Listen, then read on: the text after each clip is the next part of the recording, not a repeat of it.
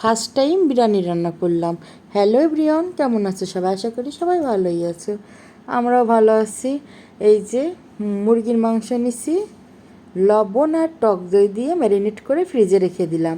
এদিকে সব পদের মশলা নিয়ে নিছি, কারণ আমি বিরিয়ানির মশলার ইউজ করব না, বাজার থেকে আনবো না, ঘরের মশলা দিয়েই, ঘরোয়া মশলা দিয়েই বিরিয়ানিটা রান্না করব।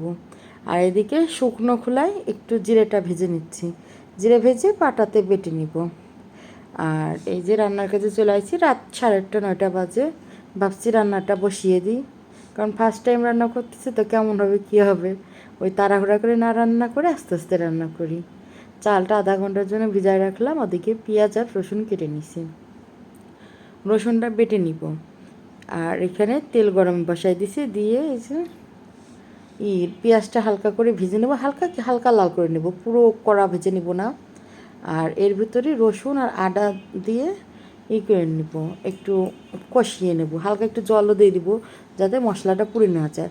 আর একটু কাঁচামরিচ চিড়ে দিছি, আর ওই ম্যারিনেট করা মাংস দিয়ে দিছি, আর ওই বিরিয়ানির মশলা গুঁড়ো করছিলাম ওইটাও দিয়ে দিছি, আর জিরার গুঁড়ো আর ধনের গুঁড়ো দিয়ে দিছি। এই পাপি বাসায় নাই, আমার আর কিষানুর বাপির জন্যই মাংসটা রান্না করব। কাকা খেতে চায় না মাংস, আসলে কাকা কি মাংস বলতে কি মাংস খাই, বিরিয়ানিটা খেতে চায় না, তাই কাকার জন্য আর করবো না, কিষানুর বাবা আর আমার জন্যই করব।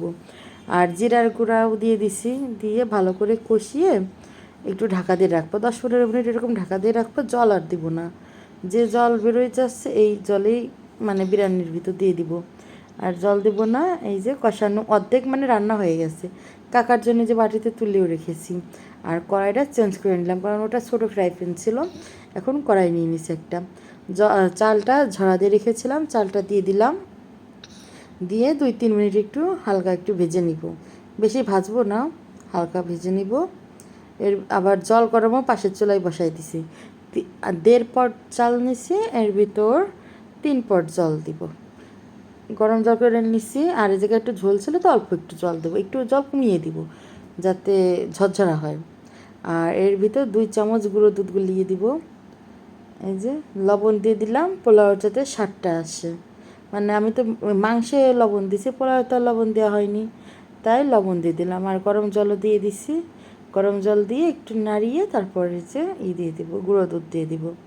গুঁড়ো দুধ দিয়ে ঢেকে ঢেকে মানে হালকা আছে রান্না করে নেব। এটা বেশি বাড়িয়ে দেবো না, আজ হালকা আছেই ভাজবো।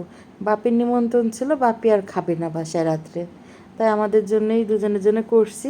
খেয়ে অল্প ছিল একটু, সেটা সকালে আমরা দুজন খেয়ে নেব বলে রেখে দিছি। আর কাঁচামরিচে দিয়ে দিছি, কারণ কাঁচামরিচের একটা আলাদা ঘ্রাণ আসে। অনেক মানুষ কেওড়া জল এগুলি দেয়, আমি আর দিই নেই, ঘরোয়াভাবেই করছি। আর নামানোর আগে খালি একটু ঘি দিয়ে দিব।